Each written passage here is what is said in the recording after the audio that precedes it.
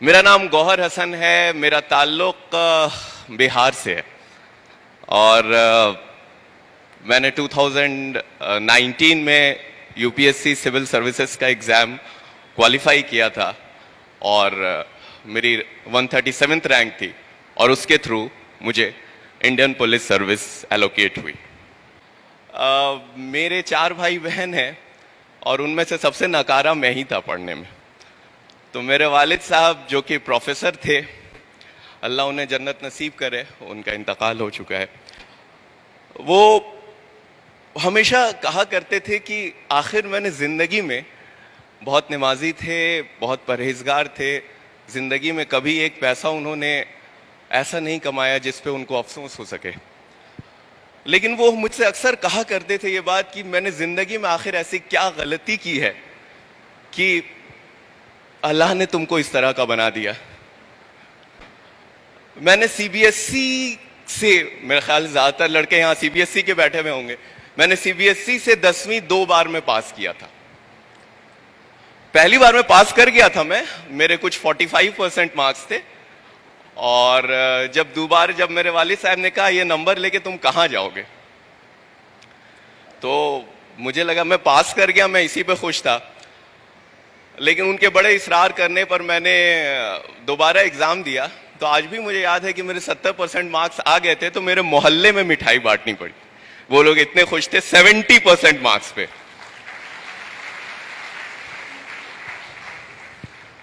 NEET हो गया, medical हो गया। उस वक्त में नीट नहीं हुआ करता था, मेरे ख्याल से प्री मेडिकल टेस्ट है या इंजीनियरिंग के लिए उस वक्त में AIEEE हुआ करता था। मेरे ख्याल से, मुझे याद नहीं है, मुझे अंदाज़ा नहीं है कि आज के दौर में।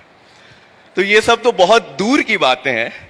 मेरे वालिद साहब को ये लगा कि शायद ये लड़का इंजीनियरिंग क्वालिफाई नहीं कर पाएगा, इसलिए उन्होंने मेरा एडमिशन डिप्लोमा में करवाया था, डिप्लोमा इंजीनियरिंग में, कि तुमसे बेटा इंजीनियरिंग तो होगी नहीं, बेहतर है कि तुम डिप्लोमा करो, डिप्लोमा के बाद तुम्हें जॉब मिल जाएगी। और उनका इंटेंशन बहुत नोबल था। जाहिर है वो मुझे बचपन से देखते आ रहे थे, एक बाप माँ से ज्यादा, एक पेरेंट्स से ज्यादा अपने बच्चों को कौन पहचानता है।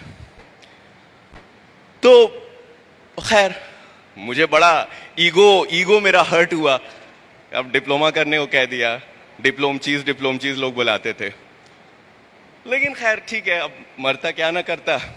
डिप्लोमा का एग्जाम दिया। इंटरेस्टिंग बात है कि मेरा उसमें भी एंट्रेंस में नहीं हुआ डिप्लोमा के।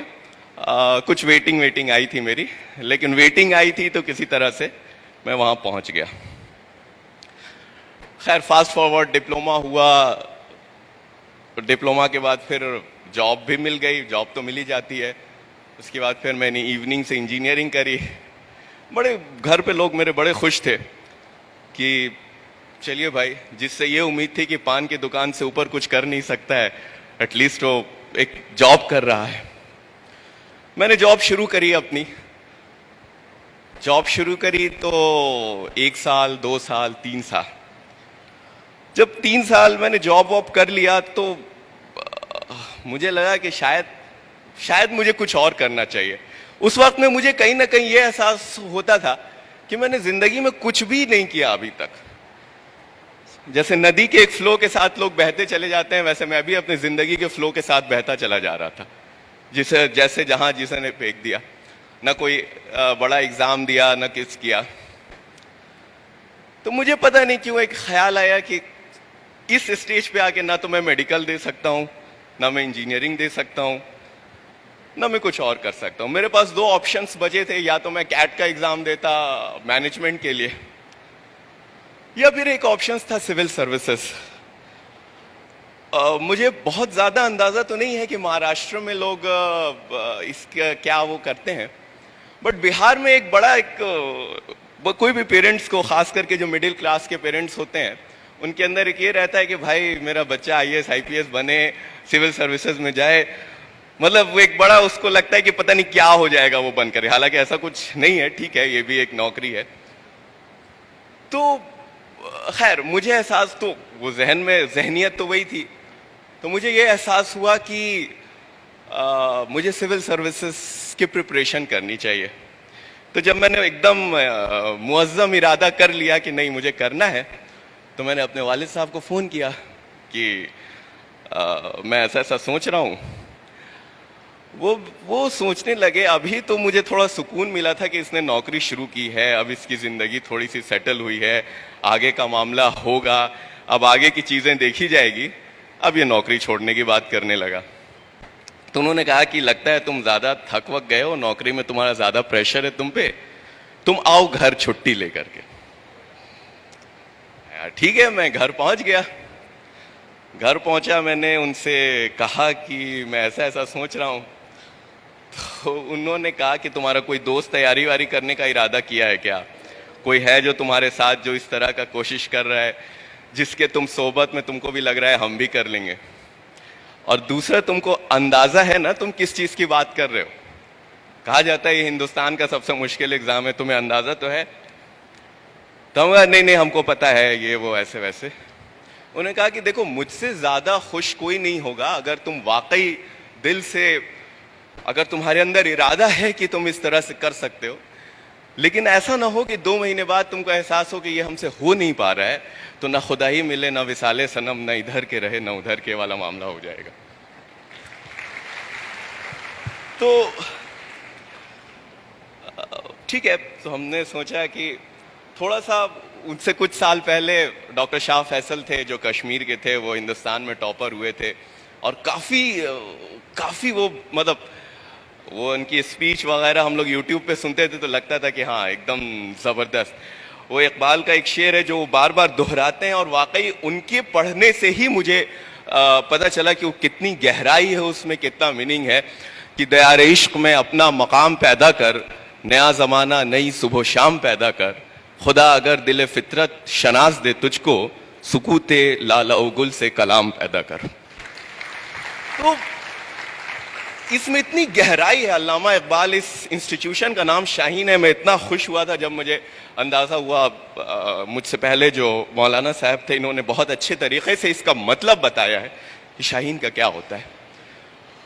तो खैर वहाँ से मेरा एक सफ़र शुरू हुआ, और आप यकीन मानिए कि मैंने इस तैयारी के दौरान लिखना सीखा, पढ़ना सीखा, टेबल कुर्सी पे बैठना सीखा। इससे पहले मुझे वो भी नहीं आता था, बेसिक्स जो होता था। It took me a lot of time but, और एक चीज़ है, ये कुरान का कौल है कि अल्लाह उसी की मदद करते हैं जो खुद अपनी मदद करता है।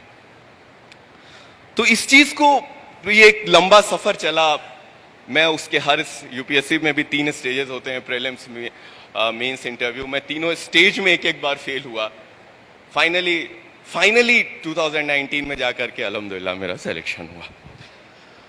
तो कहने का मकसद ये है, मैं आप लोगों को ये, खास करके मैं उन बच्चों को एड्रेस कर रहा हूं जिनको ऐसा लगता है कि शायद वो अपने अंदर से हारते हैं।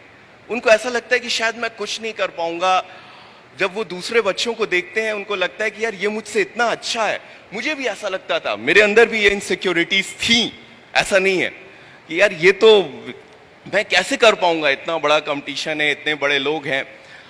और आपको मैं एक चीज बताता हूं, मैं अपने एक्सपीरियंस से ये चीज 100% कह सकता हूं कि आपका कॉम्पिटिटर दुनिया में सिर्फ आप हैं।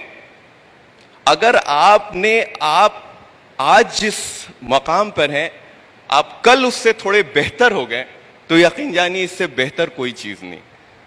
आपको सिर्फ एक सीट चाहिए किसी भी कंपटीशन में, किसी भी एग्जाम में।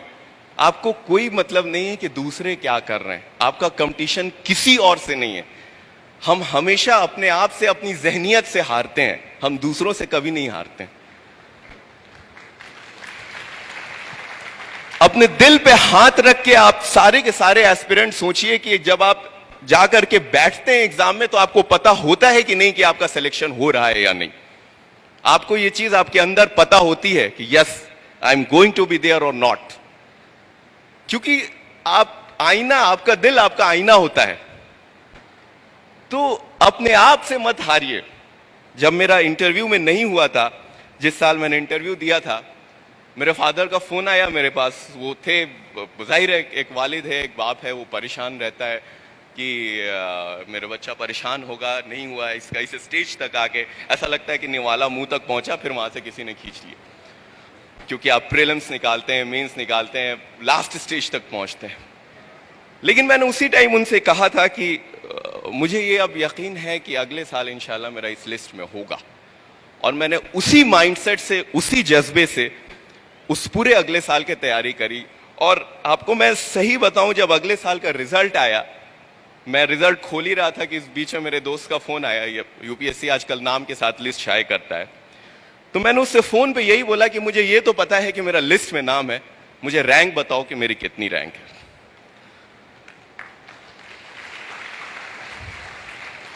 और ये मैं 4 बार फेलियर होने के बाद की बात कर रहा हूं, ऐसा नहीं कि मैं पहली बार में, किसी तरह का कोई गुरूर नहीं किसी का, बस मुझे अपने अंदर यकीन था कि हाँ। और आप सबको, जितने भी एस्पिरेंट, जितने भी लोग यहां बैठे हैं, उनको पता होता है। आज जो लोग बैठे हैं, जिन लोगों को अगले साल देना है, आज ये चीज सोचिए अपने जहन में कि अगले साल मेरा नाम वहां पे होगा। और ये जो पॉजिटिव एनर्जी होती है ना आपके जहन में, वो आपको डिराइव करती है, वो आपको अपने गोल की तरफ खींचती है। तो आप अगर अपने जहन, आप सुबह सुबह उठ करके आप अगर ये सोचेंगे, yes I am going to be there, जहां आप चाहते हैं, जहां आपके वालिदैन चाहते हैं, जहां आपके पेरेंट्स चाहते हैं, यकीन जानिए आपके पेरेंट्स, आपके वालिदैन आपके लिए इतना सैक्रिफाइस करते हैं कि आप लोग, हम लोग इस चीज का इमेजिन भी नहीं, इसका अंदाजा भी नहीं लगा सकते हैं। कितनी दुआ करते हैं, कितनी रात जागते हैं, कितने आंसू गिराते हैं। और क्या सिर्फ आपकी कामयाबी, मेरा सिलेक्शन हुआ, उसके विदिन 1 ईयर मेरे वालिद साहब का इंतकाल हो गया। आज वो नहीं देख रहे हैं कि मैं कहां हूं, क्या हूं। उन्होंने अपनी जिंदगी इस चीज में सर्व कर दी कि उनके बच्चे अच्छा से अच्छा कर सकें। अल्हम्दुलिल्लाह आज मेरे चारों भाई बहन एक अच्छी जगहों पर हैं, लेकिन और मेरे वालिद नहीं है इसको देखने को। तो इसलिए आप सब के लिए, जितने बच्चे यहां पे बैठे हैं, ये सारी चीजें जो है सिर्फ आपके लिए हैं, ये आपके फ्यूचर के लिए हैं। आप इस चीज को समझिए। इकबाल का वो कौल है, खुद ही को कर बुलंद इतना कि हर तकदीर से पहले खुदा खुद बंदे से पूछे, बता तेरी रजा क्या है।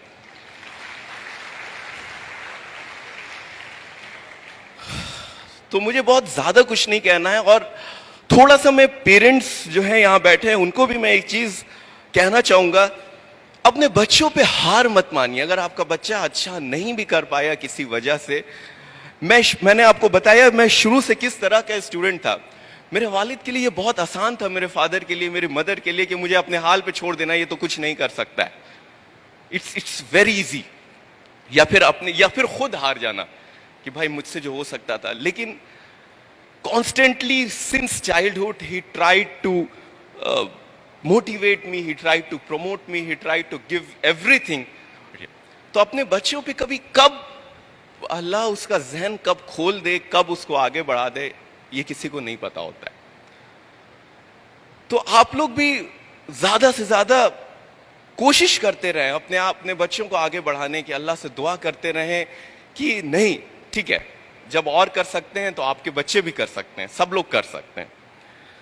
तो इसलिए ऐसा नहीं है कि कोई भी इस हॉल में जितने एस्पिरेंट बैठे हैं, जितने बच्चे बैठे हैं, सब लोग सब कुछ वो सारा मुकाम पा सकते हैं जो आप चाहते हैं, जो आप करते हैं, जो आपके दिल में है कि नहीं मुझे ये करना है। दुनिया में कोई भी चीज मुश्किल नहीं है। मैं तैयारी करने से पहले मुझे कह देता कोई कि आप आधा पैराग्राफ किसी टॉपिक पे लिख दीजिए, तो शायद मैं नहीं लिख सकता था।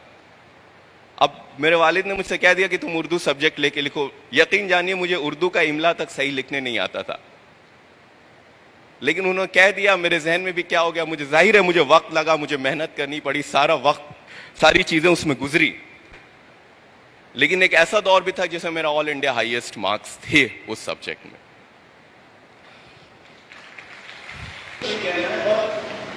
कोई भी चीज दुनिया में, कोई भी चीज मुश्किल नहीं है।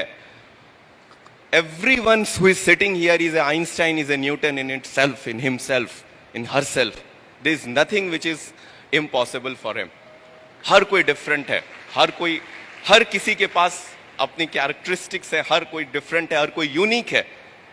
और आपका कंपटीशन किसी से नहीं है, ये चीज आपको मैं बार बार बताता हूं, बार बार दोहराता हूं। कभी ये नहीं सोचिएगा कि आपके क्लास में किसी का टेस्ट हुआ, उसका मार्क्स बहुत आ गया तो वो बहुत अच्छा है। नहीं, आपका कहाँ कम आया, कहाँ क्या कम आया ये देखिए। किसी दूसरे का क्या ज्यादा आया, इससे कोई फर्क नहीं पड़ता है। आपका कंपटीशन उससे नहीं है, आपका कंपटीशन अपने आप से है।